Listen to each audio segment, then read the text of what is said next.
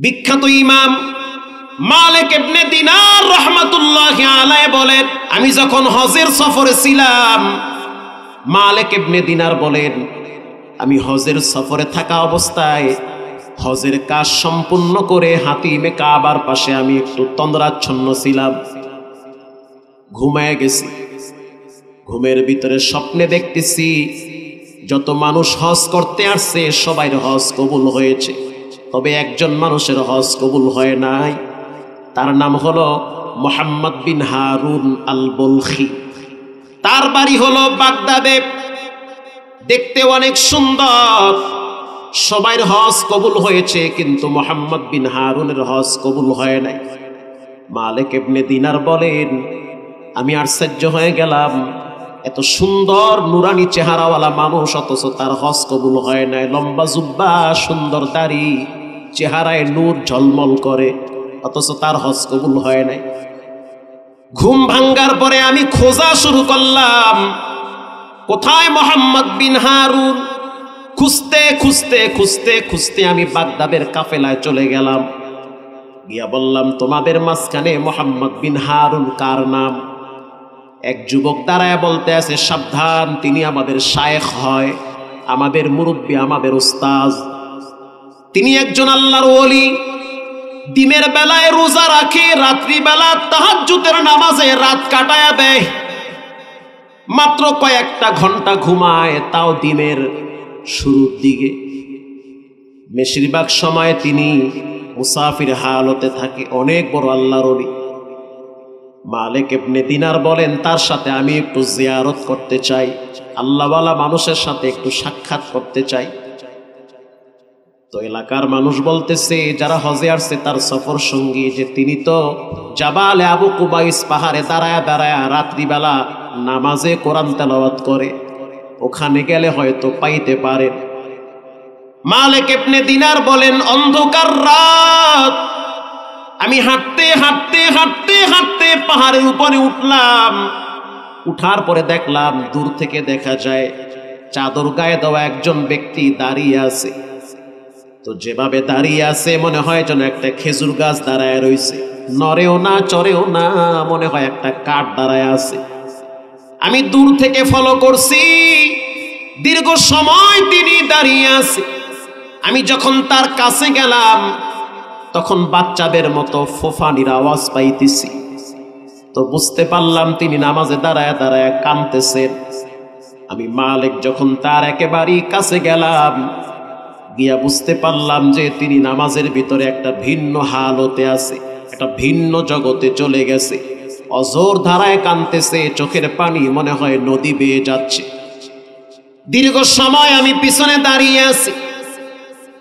আমি খুব স্পষ্টভাবে একটি আয়াত বারবার আমি তার জবানে শুনতেছি, উফি ওয়ালা তানহারুহুমা ওয়াকুল লাহুমা কাওলান কারীমা ওয়াখফিদ লাহুমা জানাহায যুল্লি মিনার রাহমাহ ওয়াকুর রাব্বিরহামহুমা কামা রাব্বায়ানি সগীরা। এই আয়াত শোনার পরে আমার হাত পা ঠান্ডা হয়ে গেছে। তো একই আয়াত বারবার পরে, তো আমি পিছনে জোরে একটা কাশ দিলাম, তো হয়তো সে টের পাইছে। কিছুক্ষণ পর আমি দেখলাম তিনি রুকুতে গেল, লম্বা টাইম তিনি রুকুতে কাটাইছে। রুকুত থেকে যখন সোজা হয়ে দাঁড়াইছে, লম্বা টাইম কাটাইলো। এরপরে যখন তিনি সিজদায় লুটিয়ে পড়লো, তাকায় দেখলাম তার চোখের পানি পাথর বেয়ে বেয়ে নিচে পড়তেছে। আমি আশ্চর্য হয়ে গেছি, মানুষের মনে কি দুঃখ কি কষ্ট পৃথিবীর কেউ না বুঝলে একজন বুঝেন, তিনি হলেন কে? দীর্ঘ সময় তার চোখের পানি দেখার পরে তিনি যখন মাথা উঠাইলেন, সালাম ফিরাইলেন, আমি তখন ঘুরে গিয়ে তার সামনে দাঁড়ায় সালাম দিলাম। সালামের উত্তর দেওয়ার পরে আমি বুঝতে পারলাম তার দুইটা হাত একটা চাদর দিয়া ঢাকা আছে। আমি অনুভব করলাম তার বাম হাতটা বুঝি নাই। তা আমি বললাম, আপনি কি মুহাম্মদ বিন হারুন আল বলখি? বলে জি। আপনি কে? বলে আমি হইলাম মালিক, আব্দুল মালিক। মানুষ বলে দিনার, মালিক ইবনে দিনার। বলার সাথে সাথে তিনি তাকে জড়ায় ধরে হাউমাউ করে কেঁদে দিয়েছে। আপনি তো আল্লাহর ওলি, আপনার কথা আমি অসংখ্যবার আমার বন্ধু বান্ধবের মুখে শুনছি, তো আপনি আমার কাছে কেন আসছেন? এই কপাল পোড়ার কাছে আপনি কেন আসলেন? কেন আপনি আমাকে দেখতে আসলেন? মালিক ইবনে দিনার বলতে আছে, আমি স্বপ্নে দেখছি সবার হজ কবুল হয়েছে, তোমার হজ কবুল হয় নাই। মুহাম্মদ বিন হারুন চোখের পানি ছেড়ে বলতে আছে, ঠিকই দেখেছেন, আমি 30 বছর ধরে এই কাবার জিয়ারত করি। যতবার আমি বলেছি লাব্বাইক, ততবার গায়েব থেকে আওয়াজ আসে লা লাব্বাইক, লা লাব্বাইক, লা লাব্বাইক। তোমার লাব্বাইক কবুল হয় নাই, কোনো লাভ হবে না। যতই লাব্বাইকের আওয়াজ দাও কাজ হবে না। তুমি পাওয়ার হাউসে ক্যান্সাম লাগাইছো, জায়গা মতো আগুন ধরা দিছো, লাব্বাইকের কোনো লাভ হবে না। 30টা বছর পর্যন্ত বুকের ভিতরে পাথর জমা করে রাখছি, এক বিষাক্ত পাথর আমার বুকের ভিতরে চাপা দিয়ে রাখছি। চোখের পানি লবণ পানি, পানি আস্তে আস্তে শুকায় যাইতেছে, কিন্তু এমন একটা ভুল করছি জীবনে যার কোনো মাসুল নাই। মালিক ইবনে দিনার বলতে আছে, কি করলাম বলো? বলে আমার বয়স যখন 19 বছর ছিল, তখন আমি বখাটে বন্ধু বান্ধবের সাথে আড্ডা মারতাম, রাত্রিবেলা মদ পান করতাম, খারাপ বন্ধু বান্ধবের সাথে তবলাখানায় আড্ডা দিতাম। ঘটনাক্রমে একদিন রাত্রিবেলা মদ পান করে মাতাল হয়ে আমি যখন ঘরে আসছি, ঘরে আসার পরে আমার মা বলতে আছে, বাবারে আজকে হলো রমজানের আগের রাত, এই রাত্রে ছোট ছোট বাচ্চারাও সেহরি খেয়ে রোজা রাখবে, আর আমি এমন একটা সন্তান জন্ম দিছি যেই সন্তান কিনা মদ পান করে সেহরির টাইমে ঘরে আইসা পাগলামি করে, আর তোর মুখ থেকে মদের গন্ধ বের হচ্ছে। এটা বলার সাথে সাথে আমি আমার মায়ের উপরে ক্ষিপ্ত হয়ে মায়ের গালে একটা চর মারছি। যখন আমি চর মারছি, আবার মা তখন মাটিতে পড়ে গিয়েছে। বুড়ি মানুষ, জীর্ণ শীর্ণ মহিলা মাটিতে যখন পড়ে গেল, তখন আমার মা একটা অভিশাপ দিয়েছে, আল্লাহ এমন সন্তান তুমি কোনো মহিলার গর্ভে দিও না, যেই সন্তান মদ খাইয়া সেহরির টাইমে ঘরে আসে, যেই সময় ছোট ছোট বাচ্চারা সেহরি খেয়ে ফজরের নামাজ পড়ে রোজা রাখবে, আর ওই সময়টাতে আমার সন্তান মদ পান করে ঘরে এসে মাতলামি করে। যখন আমার মা বলল এমন সন্তান যেন কোনো মা প্রস্রাব না করে পেটে না রাখে, আমি তখন আমার মাকে 2 হাত উঁচা করে জোরে 2টা ঘুষি মারছি। যখন আমি ঘুষি মারলাম, একটা ঘুষি আমার মায়ের মাথায় লাগছে, আর একটা ঘুষি পাশের একটা গাছে গিয়া লাগছে। আমি তো মাতাল ছিলাম। তখন আমার মা রক্তাক্ত হয়ে মাটিতে পড়ে গেছে। মাটিতে পড়ার পর তখন আমার মা বলতে আছে, যখন তুই পেটে ছিলি তখন তো তুই হাত দিয়া ঘুষা মারছিলি আমার পেটে, যখন বড় হইতেছিলি পেটের ভিতরে পা দিয়া লাথি মারছো, আমি রাত্রিবেলা ঘুমাইতে পারি নাই, গরমের দিন পাখা দিয়া বাতাস কইরা বড় বানাইছি, প্রস্রাব পায়খানার খাতা মেথরনির মতো সাফ করছি, তোর নরম হাতের উপরে আমি মা চুমা খাইছি, যখন শরীরের ভিতরে পায়খানা লাগাইছো আমি নিজে আঞ্জা কইরা ধইরা পরিষ্কার কইরা কপালে চুমা দিছি। এত কষ্ট আমি মা তোর জন্য স্বীকার করেছি। আজ তোর হাত বুঝি শক্ত হয়ে গেছে, আজ তোর শরীরে শক্তি বেশি চলে আসছে, যার কারণে আমার মাথায় ঘুষি মারলি। আমার মা রক্তাক্ত হয়ে গেছে। আমার মা তখন বলেছে, আল্লাহ ওর বিচারটা তুমি না কইরা কবরে নিও না। তখন আমি ক্ষিপ্ত হয়ে আমার মাকে ধরে আগুনের চুলার ভিতরে আমি ফালায়া দিয়েছি। আমার মা মৃত্যুবরণ করেছে। মালিক ইবনে দিনার বলেন, সকালবেলা মুহাম্মদ বিন হারুন বলেন, সকালবেলা আমি তাকায় দেখলাম অনেক মানুষ আমার বাড়ির চতুর্দিকে দাঁড়িয়ে আছে, আর আফসোস করে, কেউ থুতু মারে।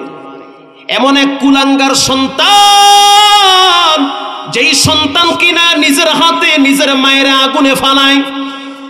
ও মালিক ইবনে দিনার, এখন বুঝ আসছে কি করলাম, কি করব বলেন। আত্মহত্যা করা তো মহাপাপ। আমি জইলা পইরা পাথর হয়ে গেছি, আমার জীবন শেষ, আমার উপায়টা কি? আমি ওই দিন নিজের হাত দিয়া, ডান হাত দিয়া, বাম হাতে কুড়াল দিয়া আঘাত করে হাতটারে কেটে ফেলেছি, যেই হাত দিয়া মায়ের চর মারছি। 30,000 দিনার ছিল, সব আল্লাহর রাস্তায় দান করছি। ওই দিন থেকে আমি রাত্রিবেলা ঘুমাইতে গেলে আমার মৃত মায়ের চেহারাটা চোখের সামনে ভাসে, আর ঘুমাইতে পারি না, আমি অসুস্থ হয়ে যাই। এরপর থেকে আমি আর রাত্রিবেলা ঘুমাই না, দিনের বেলায় রোজা রাখি, রাত্রিবেলা নামাজে কাটায় দেই। 30 বছর হজ করি, হজ কবুল হয় না।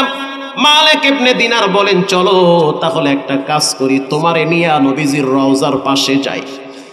ওই জায়গায় গিয়া আল্লাহর নবীর কাছে একটু বলি যে আল্লাহর রসুল যেন আল্লাহর সাথে এই কথাগুলো জানিয়ে দেয় যে অনেক অনুতপ্ত হয়েছে। এবার দুইজন চলে গেল রাহমাতুল লিল আলামিনের রওজা মোবারক। ওখানে যাওয়ার পর চোখের পানি ছেড়ে অজর দ্বারায় কাঁদতে কাঁদতে আল্লাহর দরবারে মাপ চাইল। রাসূলুল্লাহর দরবারে আইসা সালাম করলো, অসংখ্য অগণিত বার ওখানে দুরূদ শরীফ বলল। এবার দুইজনে একদিন জান্নাতুল বাকির পাশে ঘুমিয়ে গেল। স্বপ্নে দেখতেছে এক ফেরেশতা আর এক ফেরেশতাকে বলতেছে যে রব্বুল আলামিন মুহাম্মদ বিন হারুনকেও মাফ করে দিয়েছে, তবে কিয়ামতের ময়দানে তার হাতে আর পায়ে শিকল লাগানো হবে। শিকল লাগাইয়া তার মায়ের সামনে টানতে টানতে জাহান্নামের দরওয়াজার সামনে নেওয়া হবে।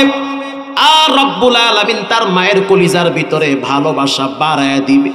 তখন মা চিৎকার মেরে বলবে, আল্লাহ, আমি আমার এই মুহাম্মদ বিন হারুনকে মাফ কইরা দিছি, ওরে আপনি শাস্তি দিয়েন না। মা যখন বলবে মাফ কইরা দিছি, তখন আমি রব তাকে ক্ষমা করে জান্নাতুল ফেরদাউসে ঢুকায়া দিব। আল্লামা জমিরউদ্দিন নানুপুরি রাহিমাহুল্লাহু তাআলা তিনি তখন জীবিত ছিল। তিনি যখন জীবিত ছিল তখন আমি ওই মাদ্রাসায় কিছুদিন লেখাপড়া করেছি। তো তার জোর নির্দেশ ছিল প্রত্যেকটা ছাত্রকে মাগরিবের পরে সূরা ওয়াকিয়া বাধ্যতামূলক পড়তেই হবে।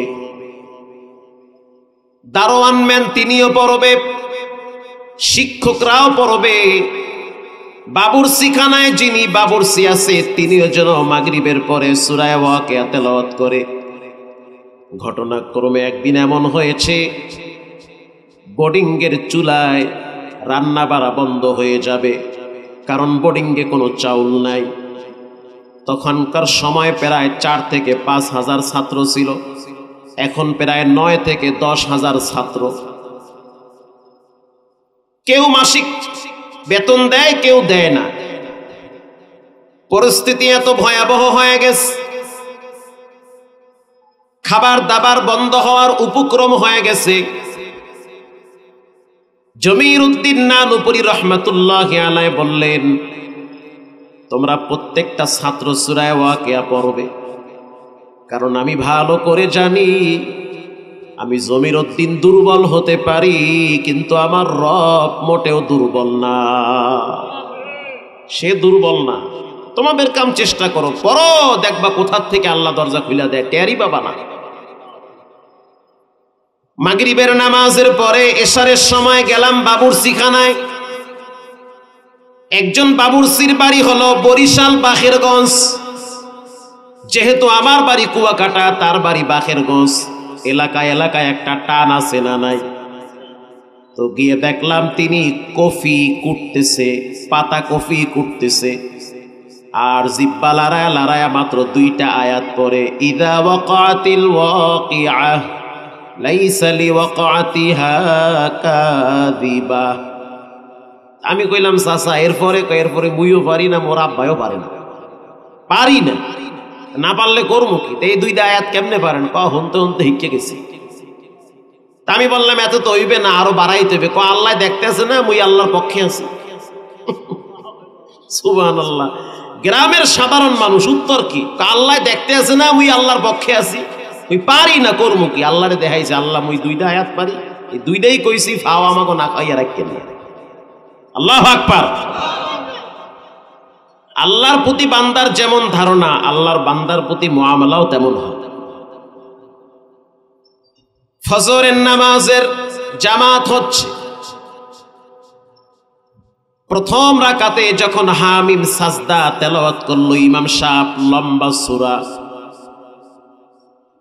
তো দ্বিতীয় রাকাতের আগে আগে আমরা ট্রাকের আওয়াজ পাইতেছি, হরেনের আওয়াজ, ট্রাকের হরেনের আওয়াজ।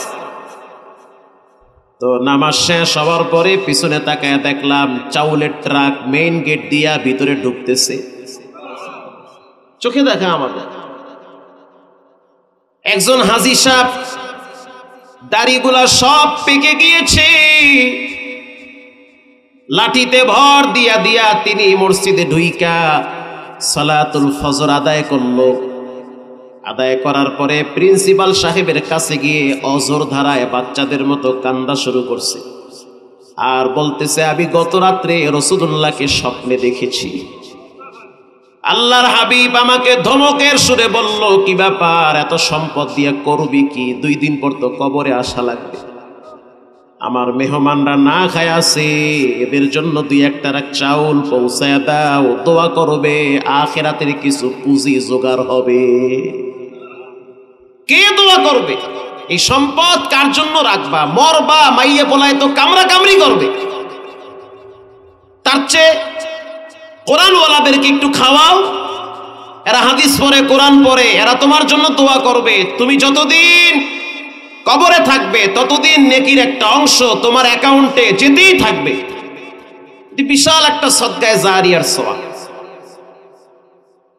একই বলা হয় সূরা ওয়াকিআ।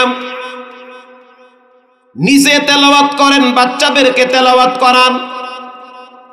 যেই ঘরে সূরা ওয়াকিয়ার আমল হয়, ওই ঘরের বাসিন্দারা যদি গরিব হয়, তারপরেও রবের পক্ষ থেকে রিজিকের রাস্তা আল্লাহ প্রশস্ত করে দেয়। চট্টগ্রামের একটা এলাকার নাম হলো কক্সবাজার মহিষখালী, নাম শুনছেন না? আমি আর মুফতি আরিফ জব্বার দামাত বারকাতুহু গত বছর গেছি মহিষখালী ওয়াজে। এলাকার মানুষ বলল, হুজুর পত্রিকায় পড়েন নাই? কি? একজন জেলের জালে যে কয়েক টন পোমা মাছ লাগছে, এই ঘটনা কি আপনি পত্রিকায় পড়েন নাই? বলছি হ্যাঁ পড়ছি। কে? এটা তো মহিষখালীতে, আমাদের এই মাহফিলের পাশেই তার বাড়ি। আমি বললাম ঘটনা কি? ইমাম সাহেব সহ এলাকার মানুষ বলল, হুজুর তার চেয়ে একটা কাজ করি, ওই ব্যক্তিকে আপনাদের সামনে নিয়ে আসি। তো ওনাকে নিয়ে আসলো। দেখলাম খুব জাঁকজমক পোশাক পরে আছে। এলাকার মানুষ বলল, কয়েকদিন আগেও লোকটা ফকির ছিল, দিন আনতো দিন খাইতো, ঘরের ভিতরে ঠিক মতো চুলায় খাবার জ্বলতো না। আর রব্বুল আলামিন কালের আবর্তনে সূরা ওয়াকিয়ার বরকতে আজকে তাকে 2.5 কোটি টাকার মালিক বানায়া দিছে। কয় কি বেড়ায়? বেচারায় জেলে মানুষ, এর কাজ হলো সাগরের ভিতরে জাল ফালানো। প্রতিদিনের ন্যায় সে ওই দিনও জাল মারছে, কিন্তু কোনো মাছ নাই। প্রচন্ড রাগে গোসায় ঘরে এসে স্ত্রীকে বলল যে আগামীকাল আমি জালে আগুন ধরায়া দিব, কোনো মাছ পাই না। স্ত্রী ছিল বড় নেককার, সে বলল, স্বামী আমার কখনোই নিজের রিজিকের উপরে রাগ করতে নাই। আপনি আমি দুর্বল হতে পারি, কিন্তু রাজ্জাক তো আপনি আমি না, রাজ্জাক একজন, তিনি হলেন কে? খবরদার ভেঙ্গে পড়া যাবে না। আমার ঘরে একটা বই আছে, দোয়ার ভান্ডার। তাকায় দেখলাম লেখা মুফতি মানসুরুল হক। ওই দোয়ার ভান্ডারের ভিতরে লেখা আছে, যে ব্যক্তি সূরা ওয়াকিয়া তেলাওয়াত করে মাগরিবের পরে, আরশের মালিক তার রিজিকের ভিতরে বরকত বাড়ায় দেয়। স্ত্রী বলল, স্বামী আমার একটা কাজ করো, তুমি আমি দুইজনে মিলে আজকে সূরা ওয়াকিয়াটা পড়ি, এরপরে তুমি নদীর ভিতরে গিয়ে জাল টেনে দেখো কি অবস্থা হয়। আল্লাহর প্রতি বান্দার বিশ্বাস যেমন, বান্দার প্রতি রবের ফয়সালাও তেমনই হয়। মাগরিবের নামাজের পরে জামাই বউ বসে বসে সূরা ওয়াকিয়া দেখল। একজন পুরুষকে শক্তি যোগায় ঘরের স্ত্রী। স্ত্রী যদি দিনদার হয়, পরিষ্কার হয়, ওই ঘরের স্বামী বাহিরে যতই পরিশ্রম করুক তার কষ্ট গায়ে লাগে না। আর যদি স্ত্রী বলে নাই নাই নাই নাই নাই নাই, দেখবেন এক সময় জামাই কবে মুইও তো নাই। প্রিয় ভাইয়েরা আমার, মাগরিবের নামাজের পরে সূরা ওয়াকিয়া স্ত্রী পড়ল, সে পড়তে পারে, জামাই পড়তে পারে না, শুধু তাকায় রইছে। সে বলল, হুজুর আমি তাকায় তাকায় শুধু কাঁদছি, কারণ আমি তো বকালম মানুষ, পড়তে পারি না, মূর্খ মানুষ। আমি শুধু কোরআনটারে বুকে লাগাইছি, চুমা খাইছি, ইয়াকিন আর বিশ্বাস নিয়ে আমি যখন নৌকা নিয়ে নদীর মাঝখানে গেলাম, জাল টানা শুরু করলাম, একা টাইনা উঠাইতে পারি না, সাথে আরো দুইজন ছিল, ফুল শক্তি দিয়া জাল টানতেছি, কিন্তু জাল উঠে না। মনে করলাম হয়তো নিচে কোনো সমস্যা হয়েছে। এরপরে লাইট মারলাম, বুঝতে পারলাম যে লাল লাল বড় বড় পোমা মাছের লেজ দেখা যায়। এরপরে আমরা সিদ্ধান্ত নিছি যে এতগুলা মাছ আমরা এই নৌকায় উঠাইলে নৌকা ডুবে যাবে। তো আমরা বাঁশের মাথায় লাল সালুন টানাইয়া সিগন্যাল দিলাম যে আমরা এখানে একটু সমস্যায় পড়ছি। আশেপাশের বোটের মালিকগুলা তারাও বিপদের সময় এগিয়ে আসছে। আমরা জাল টেনে যখন মাছ নৌকায় উঠাইছি, এরপরে যখন আমরা আড়তে নিয়ে গেলাম, আড়তের মালিক বলতে আছে 2.5 কোটি টাকার পোমা তোমার জালে লাগছে। বড় বড় লাল পোমা, যার কেজি বাজার মূল্য 1200-1500 টাকা। তো বলেন রিজেকের মালিককে? সূরা ওয়াকিয়া পড়েন, নিয়মিত পড়বেন। এই দেশের অনেক মানুষ লক্ষ লক্ষ টাকা মাসে কামায়, তারপরও দেখবেন ঘরে শান্তি নেই। আমার মসজিদের ইমাম, মাদ্রাসার হাফেজ সাহেব বেতন পায় 6,000-9,000, তাও 3 মাস বাহি, অথচ হাফেজ সাহেবের চলাফলা দেখলে মনে হয় কোটি টাকার মালিক, জমিদার। কথা কন না কা? আমার মসজিদের খাদেম সাহেব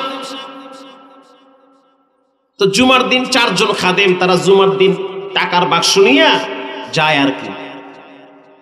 তো ঘটনাক্রমে একদিন খাদেম সাহেবকে কোনো এক কথার প্রসঙ্গে বললাম যে কেমন আছেন? হাইসা কয় আলহামদুলিল্লাহ ভালো আছে। কেমনে ভালো আছে? বেতন কত? কয় বেতন দেয় আমারে কমিটি 11,000 টাকা। 11,000 টাকা। ছেলে মেয়ে কয়জন? কয় 8 জন। ওরে আল্লাহ, কয় আপনি এতটুক মানুষ কেমনে কি করছেন? 8 জন? সুবহানাল্লাহ।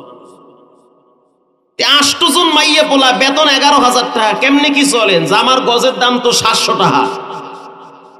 চেহারা সুরাত আর দাড়িতে যেমনি তেল মাইকে চলেন, মনে হইতে আছে কোটি টাকার মালিক আপনি। বেচারা হাইসা কয়, হুজুর আপনি তো বোঝেন আল্লাহ ছাড়া আর চালাইবে কেডা? চালানোর মালিক কে? আল্লাহর প্রতি যেমন ধারণা, আল্লাহ বান্দার প্রতি ব্যবহার তেমনই করে। আল্লাহ চালায়। আমি বললাম কেরামতি কি, কেমনে আল্লাহ চালায়?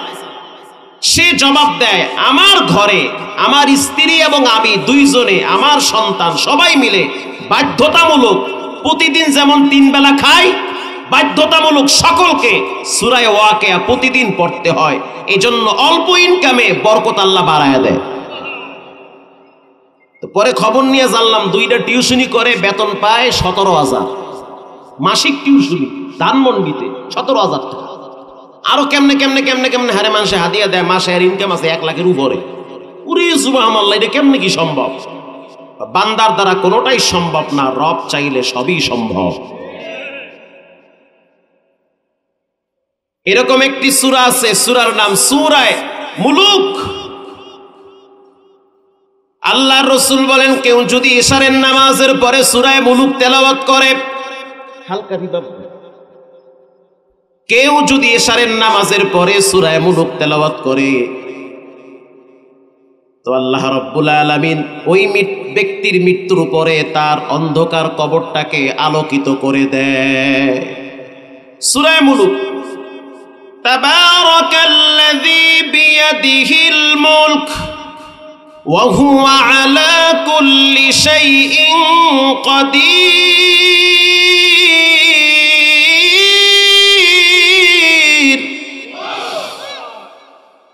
তলা বারা চে খুশিও চেহেরফ হাফেজ সদর কোরআন খালি দিলারফ। আল্লাহু আকবার। সূরা মুলক তেলাওয়াত করলে অন্ধকার কবরে আল্লাহ পাক আলোকিত করে দিবে। এদিকে আল্লাহর রাসূল বলেন, যে ব্যক্তি 4টা পুঁজি নিয়ে কবরে যাবে, কবরের মাটির চাপ থেকে আল্লাহ তাকে নিরাপদে রাখবে। 1 নম্বরে উদি আল মাইতু ফি কবরিহি জা আল কুরআন। একজন মানুষকে যখন কবরে শোয়ায় দেওয়া হয়, আল্লাহর রাসূল বলেন ওই মাইয়েতের মাথার কিনারায় সর্বপ্রথম কোরআন বন্ধু হয়ে দাঁড়িয়ে যায়। প্রিয় ভাইরা আমার, এজন্য স্বপ্ন দেখতে হবে এই দেশে একদিন কোরআনের রাজ কায়েম হবে। এই দেশের পার্লামেন্টে একদিন কোরআন দ্বারা সংসদ পরিচালিত হবে। এই দেশ অনেকভাবে স্বাধীন হয়েছে আমরা দেখেছি, কিন্তু কোনোবারই তো শাসন হয় নাই, বরং শোষণ হয়েছে। মানবতার কল্যাণের জন্য কেউ ঠিকমতো কাজ করে নাই। যারাই ক্ষমতায় যায় দেশটাকে লুটে পুটে খায়।